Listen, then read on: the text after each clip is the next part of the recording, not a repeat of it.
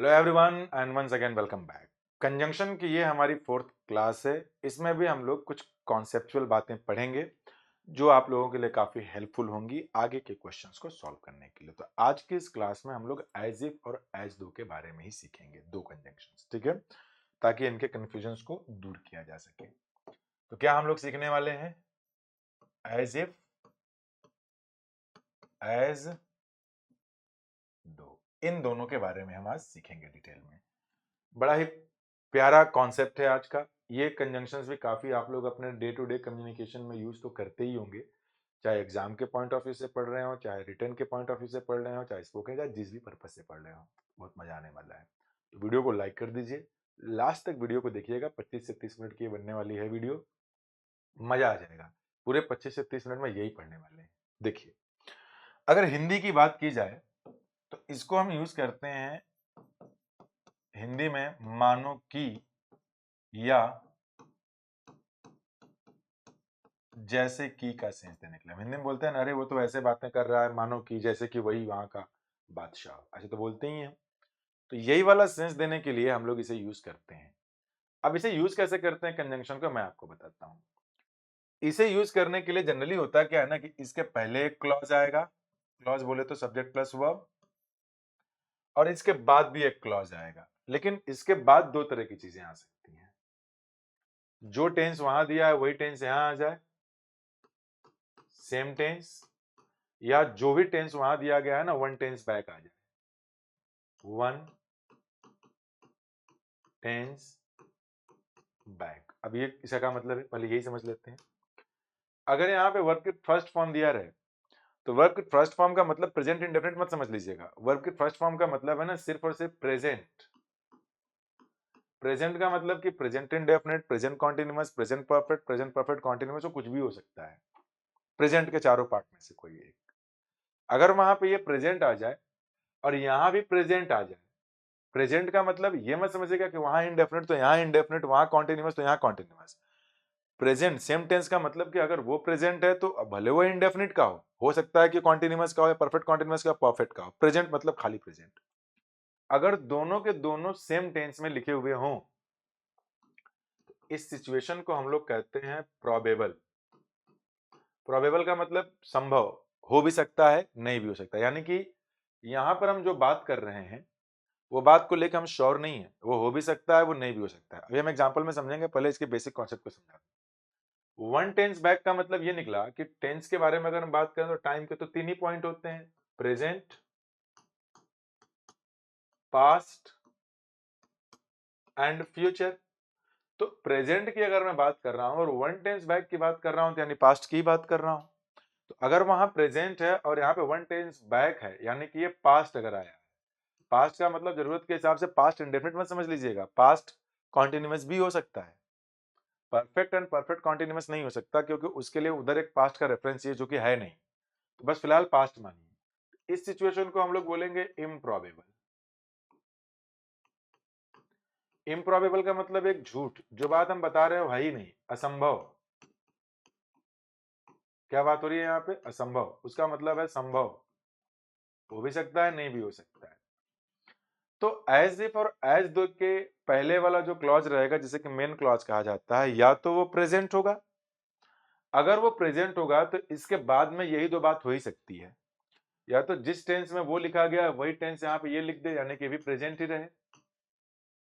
तो अगर वहां प्रेजेंट है और यहाँ भी सेम टेंस है तो इसको हम लोग बोलेंगे प्रेजेंट इम्प्रॉबेबल, यानी कि प्रेजेंट में एक ऐसी बात करना जो कि है ही नहीं, मतलब सॉरी, एक ऐसी बात करना जिसको लेकर के आप श्योर नहीं है, यानी हो भी सकता है नहीं भी हो सकता है।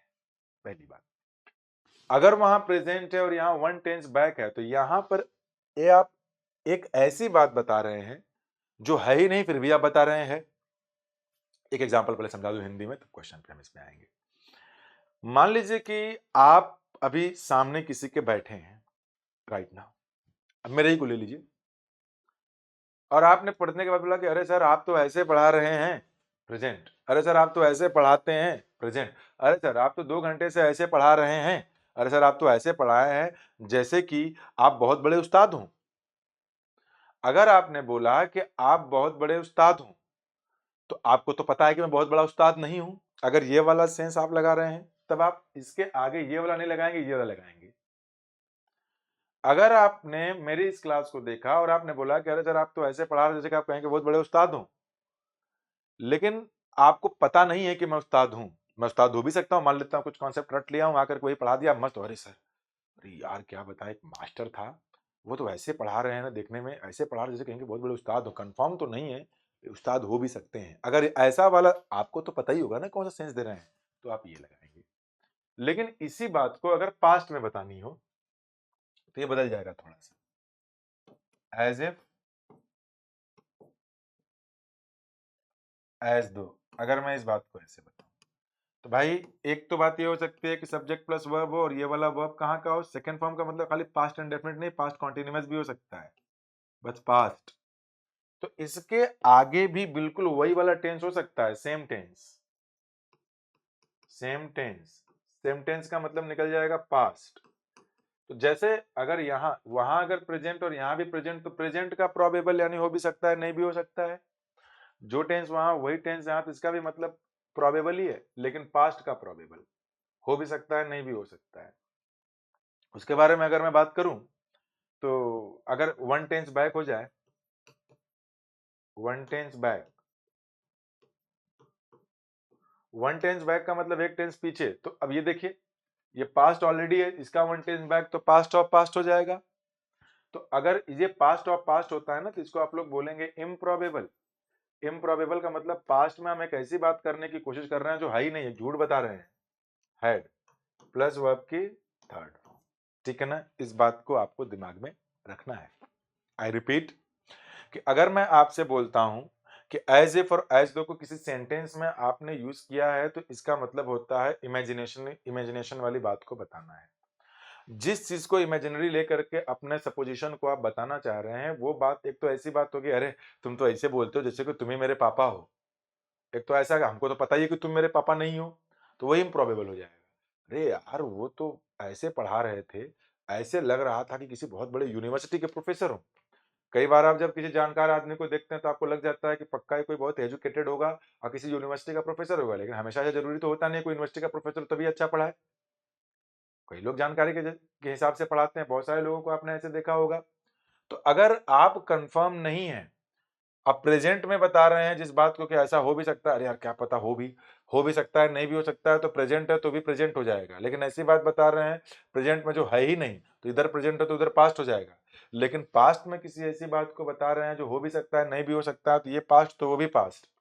पास्ट में किसी ऐसी बात को बता रहे हैं जो कभी हो ही नहीं सकता था, तो ये पास्ट है, तो फिर वो पास्ट ऑफ पास्ट हो जाएगा। ये बात आपको थोड़ा कम समझ में आया होगा। तो इसी वीडियो को ना, यहाँ से कितने मिनट का हो गया जरा देखो तो 8 मिनट। ध्यान से इसको देख लीजिएगा 2 बार 3 बार, इतनी बात समझ में आ जाएगी। तो भी एग्जाम्पल पे आ रहे हैं, नहीं भी आया तो एग्जाम्पल में आपको समझ में आ गया। मैं एग्जाम्पल लिखता हूँ यहाँ पर, मैं पता करना है क्या होता है ये।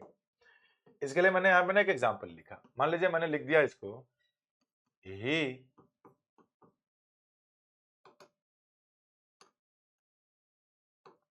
Pledge as if. देखिए एज इफ बोलिए, एज दो बोलिए, दोनों का मतलब सेम है। As if he is Sachin, is Sachin Tendulkar. मान लेते हैं कि सेंटेंस ऐसे।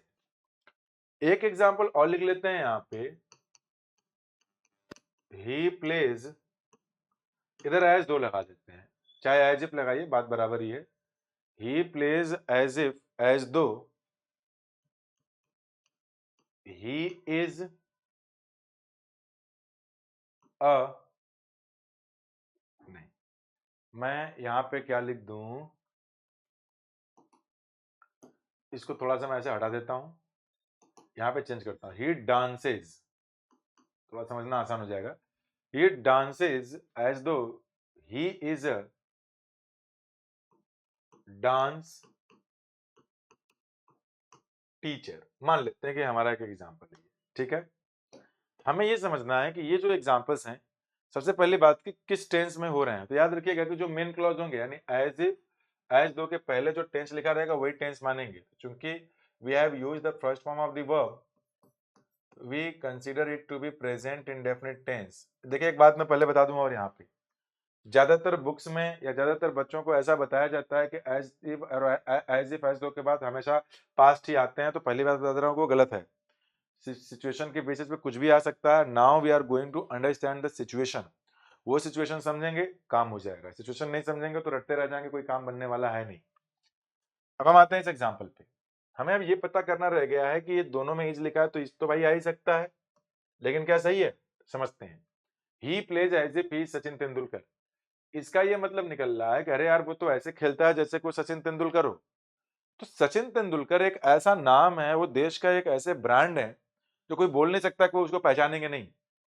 तो जाहिर सी बात है कि इस सेंटेंस का मतलब ये है कि यहाँ पे somebody is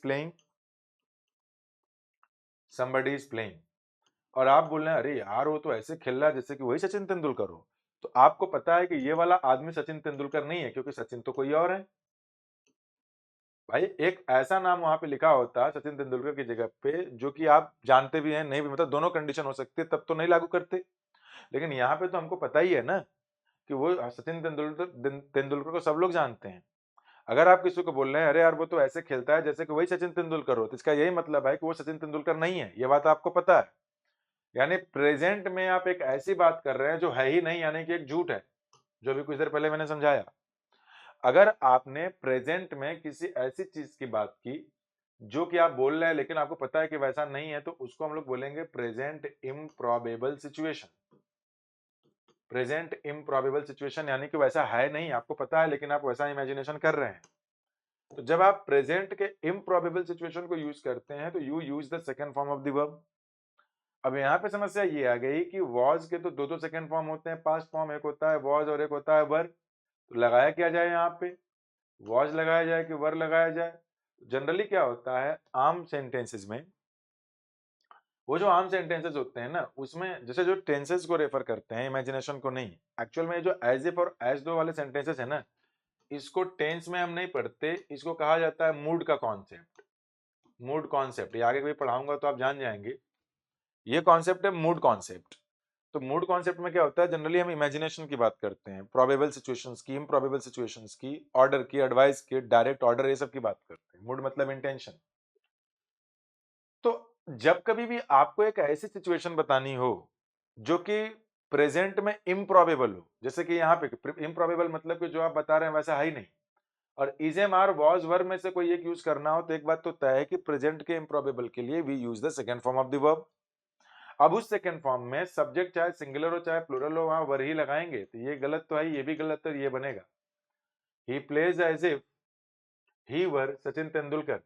तो इसका ये मतलब निकलेगा, वर लग गया तो इसका ये मतलब निकलेगा कि आप कंफर्म है। आप ये बता रहे यार वो तो ऐसे खेलता है जैसे कि वही सचिन तेंदुलकर हो, लेकिन सबको पता है कि सचिन सचिन कौन है, तो किसी दूसरे को बोलेंगे ही नहीं कि आप सचिन तेंदुलकर हो, तो बदतमीजी हो जाएगी ना। अब आते हैं दूसरे वाले में, ही dances as though he is a dance teacher. मान लेते हैं कि आपने किसी को बोला कि he is a dance teacher, ऐसा लग रहा है देखने में कोई डांस टीचर है क्योंकि वो एक अच्छा डांस कर रहा है। तो अब क्वेश्चन ये है कि क्या जो अच्छा डांस करेगा वो हमेशा डांस टीचर ही होगा। कई बार अच्छे डांस के जो शौकीन लोग होते हैं, जब वो डांस करते हैं तो खुल के एकदम घूम जाते हैं, उसके अंदर घुमा देते हैं सामने वाले की खोपड़ी, आह क्या गजब डांसर है यार। तो यानी कि ये वाली जो बात है, अब ये ऐसा नहीं है कि वो डांस टीचर नहीं है फिर भी आप बोल रहे हैं कोई डांस टीचर है। भाई अगर आप उसको जान रहे हैं कि यार वो तो ऐसे डांस करता है जैसे कि वही डांस टीचर हो, अगर आपको पता है कोई दोस्त वगैरह, तब तो भैया ठीक है कि गलत है। लेकिन इस सेंटेंस में हमें कुछ पता नहीं है, तो अगर हम इज लगा देंगे ना तो इसका ये मतलब निकलेगा ना कि वो डांस टीचर हो भी सकता है, डांस टीचर नहीं है, नहीं भी हो सकता है। दोनों केस पॉसिबल है। यहाँ पे कहीं किसी पार्टी में गए, कोई नाच दिया खूब, है ना, आए हम बाराती, बारात लेके जाएंगे भी तुमको अपने साथ लेके, नाच मारा, दम भर नाचा वहीं पे। अब आपको लगा डांस टीचर है, लेकिन अगर कोई नाचा और आपको पता है कि वो आपका दोस्त है, is not a dance teacher, लेकिन नाचता ऐसे जैसे होता है क्या, नाचते हैं डांसर लोग नाचते हैं एकदम, डांस टीचर सिखाते हैं ना एकदम एक एक चीज को नाप तोल के वैसे नाचता है, तब आप बोलेंगे अरे यार वो तो ऐसे डांस नाचता है जैसे वो डांस टीचर है, लेकिन आपको पता है कि वो डांस टीचर नहीं है। तो अब आप इम्प्रॉबेबल बताएंगे तो ये भी सही निकल जाएगा। यानी ऐसी बातें जो बातें श्योर नहीं है, अगर कहीं लिख दिया गया हमें क्या पता ही कौन है, लेकिन वहां सचिन तेंदुलकर कौन है ये बात सबको पता है। अगर इस तरह के केसेस को करते हैं ना, तो जहां ना पता हो भी सकता है, नहीं भी, तो इज लगा देंगे तो हो भी सकता है नहीं भी, इसका मतलब निकल जाएगा कि नहीं वो डांस टीचर नहीं है, लेकिन नाचता बड़ा बढ़िया है। आप समझ पाए मेरी बात को? तो ऐसे कॉन्सेप्ट्स को हमको लगाने पड़ते हैं। अब एक काम करते हैं ना, इस पे कुछ और एग्जांपल्स दे देते हैं। एक एग्जांपल मैं और लिख देता हूं कि ही स्पोक, पास्ट कर देते हैं, as if he dash Amitabh Bachchan, spoke as if, as though, he dash Amitabh Bachchan, ये हमारा सेंटेंस है। अब मैं इसके 4 ऑप्शन देता हूं, ही वॉज, बी ही, एक मिनट, इस एग्जांपल को थोड़ा अभी बदलते हैं, अभी कर नहीं पाएंगे आप इसे। He spoke as if he dash the house, मान लेते हैं सेंटेंस ऐसा है। ए, यहां एक तो आपने लगा दिया वॉज, इधर आपने लगा दिया वर, इधर आपने लगा दिया वॉज वर, इज, इधर आपने लगा दिया हैड बीन। ये हमारे एग्जांपल्स हैं कुछ, ठीक है। अब हमें समझना ये है कि इन चारों में से इसमें कौन सा आंसर होगा। चूंकि यहाँ पे पास्ट की बात हो रही है, तो एक बात तो तय है कि या तो यहाँ पे पास्ट होगा, या तो पास्ट ऑफ पास्ट होगा वन टेंस बैक में, प्रेजेंट वाला ऑप्शन गया। अब आप में से कईयों के मन में आया होगा कि सर क्या वर हो सकता है, तो नहीं, इधर किसी भी केस में सिंगुलर सब्जेक्ट के साथ वर नहीं आएगा। क्यों? अभी तो सर आपने बताया था आएगा। तो प्यारों, मैंने ये बताया था ना कि जब यहाँ प्रेजेंट हो और प्रेजेंट का इम्प्रॉबेबल सिचुएशन बताना हो, केवल तभी वर आएगा। पास्ट का जब इम्प्रॉबेबल बताना होगा तब तो हैड प्लस थर्ड फॉर्म आएगा। अब ये आदमी कौन है हमें नहीं पता। हमें जब पता ही नहीं है कि ये कौन है, अपने से ही चूज करना है, तो यानी कि पास्ट का अगर प्रोबेबल रहेगा तब ये लगा देंगे। He spoke as if he, oh sorry, ये वॉज लगा दिया, क्या वर्ब दूसरा लगाना था हमें यहाँ पे। He owned, he owned, he had owned, I am sorry, he owns, ठीक है ना। उसकी बात नहीं, वो कैसे घर हो जाएगा। ये ऑप्शंस नहीं थे, 3 ऑप्शंस ये हैं। एक ऑप्शन ए है, एक ऑप्शन बी है, एक ऑप्शन सी है। अब समझना ये है इसमें कि देखिए वो प्रेजेंट, वो पास्ट है, तो फिर ये तो हो नहीं सकता यहाँ पे प्रेजेंट वाला। इन्हीं दोनों में से कोई एक होगा, second form of the verb. तो जो टेंस वहां दिया है, अगर वही टेंस आपने यहाँ लगा दिया, तो इसका मतलब है ना कि ये हो भी सकता है, नहीं भी हो सकता है।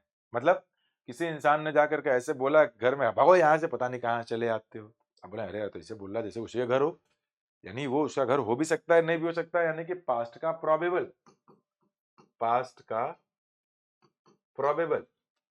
अब अगर मैं बात करता हूं इस वाले की, किधर गया, ये वाला, इसका ये मतलब है ना कि जो आदमी बोल रहा है, आपको पता है कि वो उसका घर नहीं है, लेकिन वो ऐसे डांट रहा है सबको जैसे कि लग रहा है कि वही मालिक है वहां का। तो अब आपको पता कह रहे हैं, तुम तो ऐसे बोल रहे हो जैसे तुम ही यहाँ के मालिक हो, लेकिन तुम तो मालिक हो नहीं। तब आप ये वाला इम्प्रोबेबल वाली कंडीशन लगाएंगे। समझ पाए आप लोग? तो ये रही हमारी आज की क्लास, और इसमें मैं एज इफ, एज दो कंजंक्शन को एक्सप्लेन करने की मैंने काफी कोशिश की। वीडियो को 2-3 बार देखिएगा, आपको समझ में आएगा, आपको पसंद भी आएगा। इन वीडियोस को जरूर ध्यान में रखे रहिएगा, क्योंकि इसके आगे आने वाले क्लास में मैं आप लोगों को लाइव क्लास में मिलूंगा 5 क्लास के लिए। ये 4 वीडियोस मैंने इसलिए बना दिए क्योंकि 4 दिन मैं आउट ऑफ स्टेशन रहूंगा, तो आपकी क्लास जो रात को रोज 8 बजे आप देखते हैं चैनल पे लाइव, वो गैप ना हो जाए, आपका फ्लो ना टूटे, इसलिए कुछ ना कुछ वहां पे रहे आपके साथ कि आप रोज देखते रहे कुछ ना कुछ। आगे मैं इफ कंडीशनल पे बेस्ड कुछ एग्जांपल्स कराऊंगा, उसके बाद पूरे कंजंक्शन पे बेस्ड कुछ एग्जांपल्स कराऊंगा, तो आपको उसमें काफी हेल्प मिलेगी। ठीक, तो वीडियो कैसी लगी कमेंट बॉक्स में आज जरूर बता दिया करिए कैसा लगा। पसंद आ जाए तो थोड़ा लाइक मार दिया करिए, दोस्तों के साथ शेयर कर दिया करिए। सब्सक्राइब नहीं किया चैनल को तो please do subscribe to it is high time, आपको इसे सब्सक्राइब कर ही लेना चाहिए अब। ठीक है, तो thank you very much, take care, bye.